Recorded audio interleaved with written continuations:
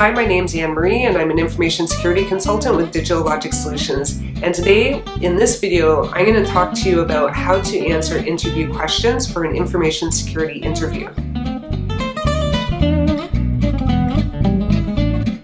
There's two basic types of interview questions. The first one deals with facts, so asking you questions about your resume or your past experience that require kind of definite answers. Or asking you knowledge type questions to verify that you have the knowledge that it's needed to do the job. The second type of interview question, which is much more effective for determining successful candidates, is called behavioral type questions. And we're going to talk about those more in depth today. So behavioral questions have various different names for how they can be answered. And I'm familiar with the SAR approach. So SAR stands for situation, action, and result. But it's also called STAR and SORA. So if you're doing research on the internet for behavioral type questions, you might want to search on those terms also. This video is going to deal with how to answer SAR type questions, and we're going to run through a sample interview question to demonstrate how to do this.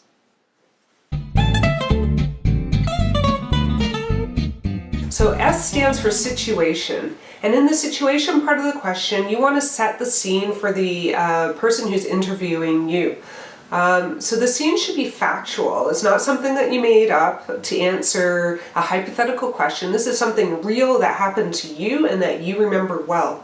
So describe the scene in generalities. Remember, you probably have a non-disclosure agreement with your past employer, and you don't want to overshare. Okay, so I wouldn't include any specifics about technologies or any of the security holes that you found in your previous employer's environment. So remember to talk in generalities and don't give too many details away. Okay, now I'm going to pretend to be an interviewer asking a question. Anne-Marie, I want you to think of a time when you had to deliver a failing security report to your client. What did you do and what was the outcome? Yeah, I can think of a time when I had to deliver a failing report. I was working as a QSA for I was doing PCI assessments and working as a QSA, and I had a client who was a large level 1 merchant. And it became clear early on in the assessment that this client was not going to pass their PCI assessment. They had several large gaps, and normally what we would do is allow them time to remediate their gaps and then come back and reassess. But in this case, we decided to finish the report on compliance for the customer and show the non-compliant status.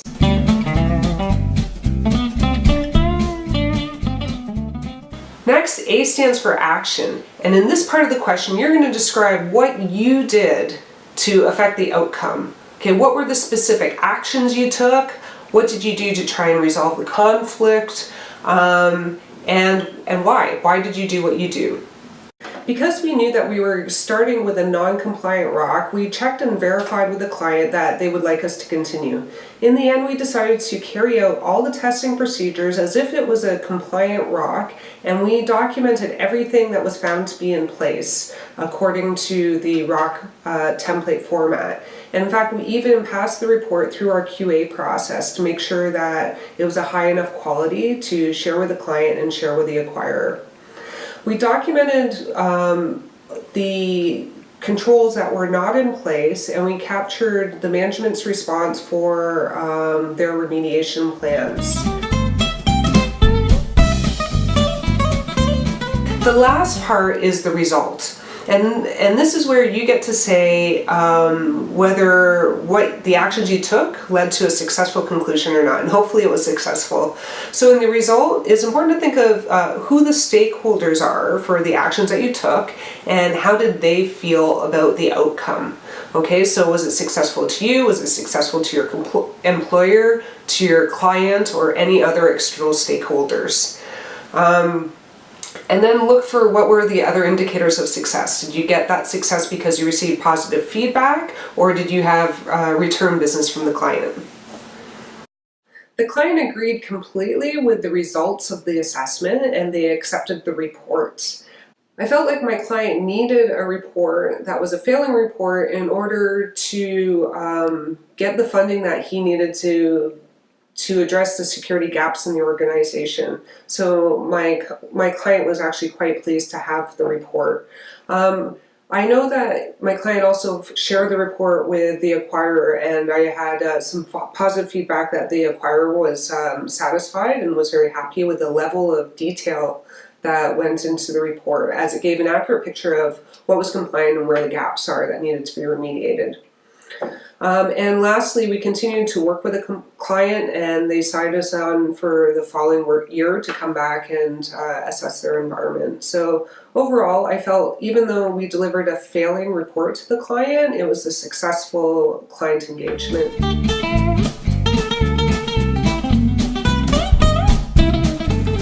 Now I'm going to share with you 5 tips to help you with answering behavioral type questions.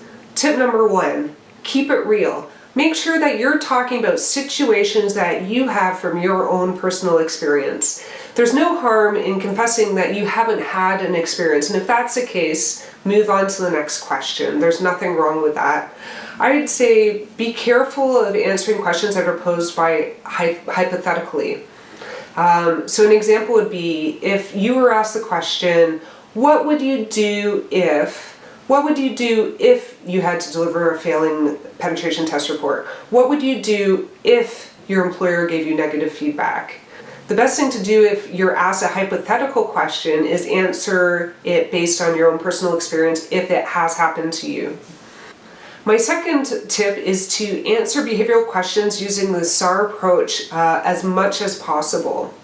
It's tricky sometimes to determine if the question really is a behavioral question, but you'll find with some practice you'll get the hang of this.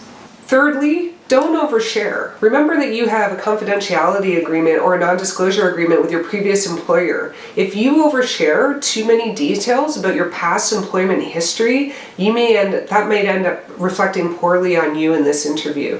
So it's important, don't share names, keep the names, the business names, the technologies, and the security gaps. You want to keep that information to yourself. And similarly, if you're bringing something to the interview, make sure that you're either bringing information that's publicly available or you've taken all the sensitive information out and in a redacted version of the report.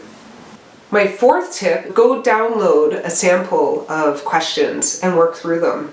And lastly, the most important tip of all, my fifth tip, is to practice, practice, practice. There's various ways you can practice. You can grab a friend or a spouse or a roommate, and you can ask them to ask you interview questions, and you can practice responding and get their feedback. Did you respond well? Were you nervous? And the other thing you can do is grab a camcorder or grab your camera and videotape yourself answering interview questions. And you'll learn a lot by playing videos of yourself back. I hope you found this advice for how to answer interview questions helpful. There's notes in the show notes below and some links to documents and websites that have some sample interview questions that you can go and start practicing today. Good luck on your next interview, and thanks for watching.